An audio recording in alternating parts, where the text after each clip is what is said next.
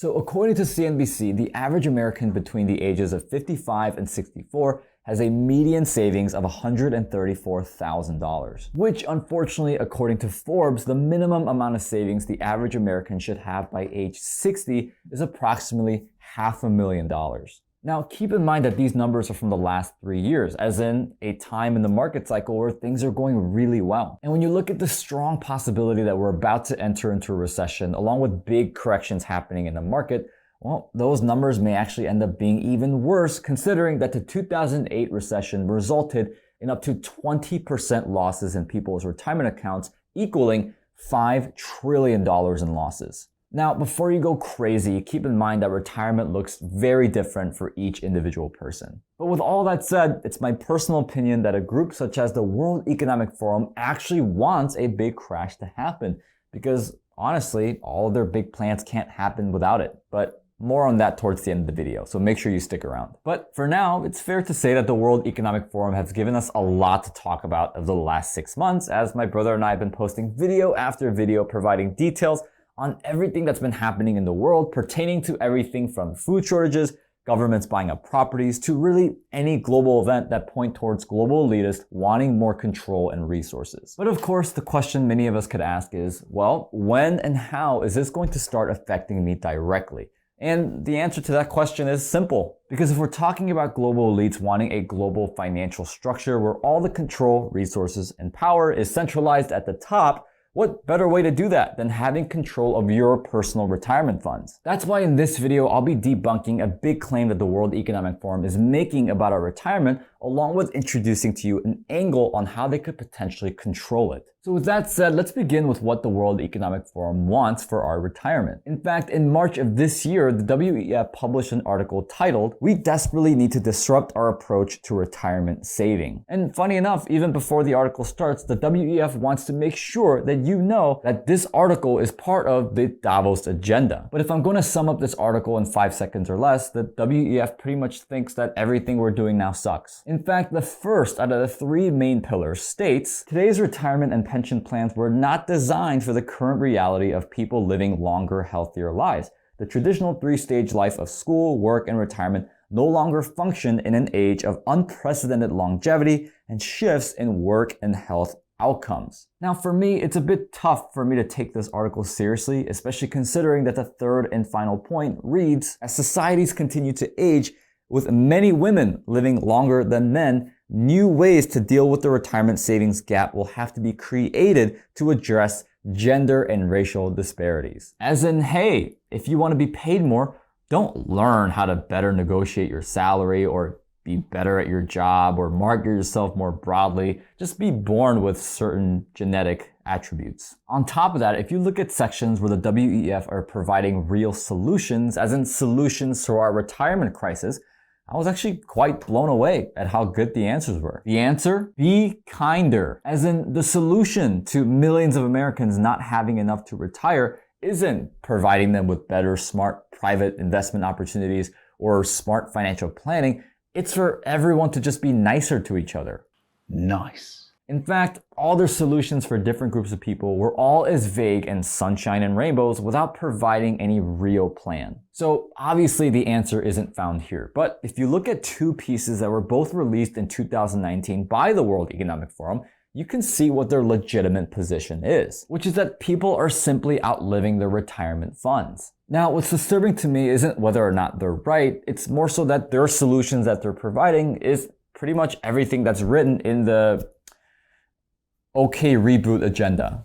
You know, the beyond average reinitialization, or the underwhelming recalibration, and finally, the mediocre do-over agenda. So per usual, I wanted to put their claims to the test and see if what they're claiming is actually true. Is there really a retirement crisis at hand? And in answering that question, I want to bring your attention to this article published on the Forbes platform titled, "How to Create a Worldwide Retirement Crisis Using This One Simple Trick." And this one article provides whether or not the claims made by the World Economic Forum are true. All right, now before I move forward, I really have to give a shout out to the author of this article, Andrew Biggs, especially considering he did all the work for me here. So thanks, Andrew. Okay, so here's the ultimate claim made by the World Economic Forum that Andrew is diving into. The World Economic Forum calculates that the average 65-year-old American has only enough savings to cover 9.7 years of retirement income out of a nearly 20-year expected retirement. Results for other countries are similar. And simply put, according to Andrew, the WEF is wrong. Now, here's where Andrew really dives into the numbers, because if you look at the numbers the WEF uses,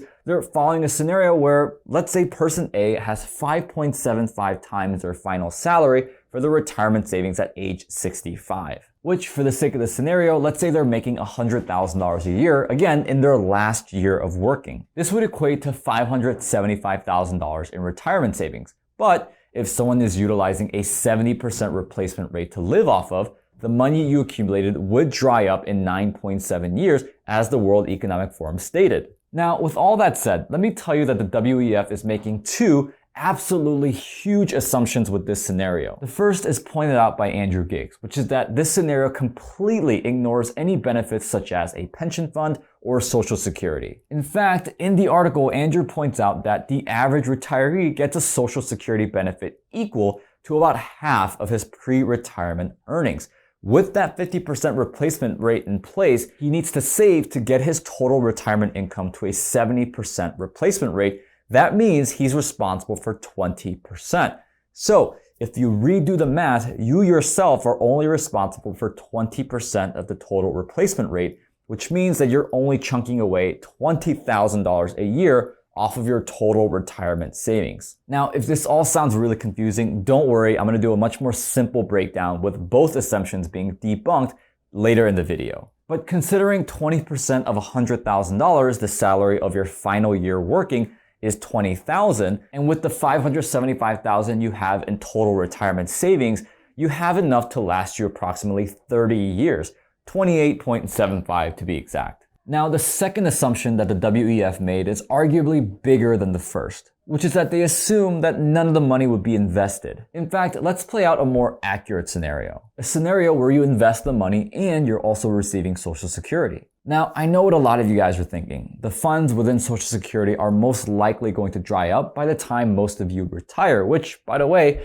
you have our lovely government to thank for. But let's also consider the fact that we have a generation that's larger in population than baby boomers and millennials that is now fully integrated into the career workforce. But since there's still a genuine possibility that our totally competent government won't drain Social Security, in this scenario, let's pretend that Social Security will only account for 25%, not 50% like Andrew used in his example, which means our investment income has to account for at least 45% of our final year's salary to get our replacement rate to 70%.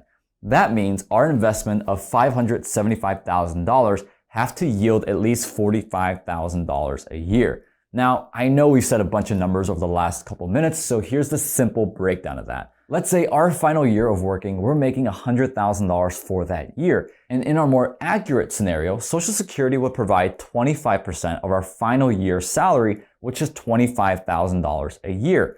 That means to get up to that $70,000 a year we need to retire, we would need to generate $45,000 a year from our retirement savings of $575,000, translating to us needing a 7.8 annualized cash-on-cash return on our money, which honestly, if you find a competent real estate investor that's going after a cash-flowing apartment complex, getting a 7.8% return really isn't that difficult, especially considering that certain investors that have worked with me in the past with my real estate deals have done far better than that. Now, with all that said, I do believe there is something in our horizon that will completely change everything about our retirement future, which is the World Economic Forum's development of a central bank digital currency. Now, obviously, there's more development that needs to happen with this before we can make any conclusions on CBDC and our retirement. However, based on what's happened so far, I can confidently say that a financial system centered around a CBDC will probably not affect the value of your retirement account,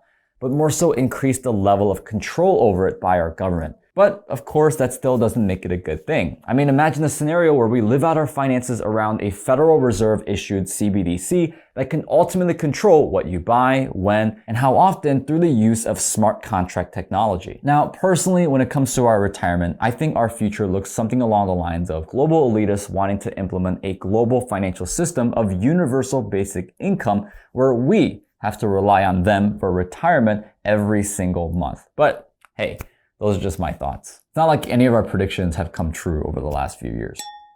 Now, with that said, I think one of the best things people can do before retiring is very wisely pay off their debt. And to be able to do that, I encourage you to check out this video in the end screen. But of course, aside from that, I want to hear your guys' thoughts in the comment section below. What do you guys think about all this? And of course, don't forget to like this video, share this video with everyone. Until next time, I'll see you guys in the next one.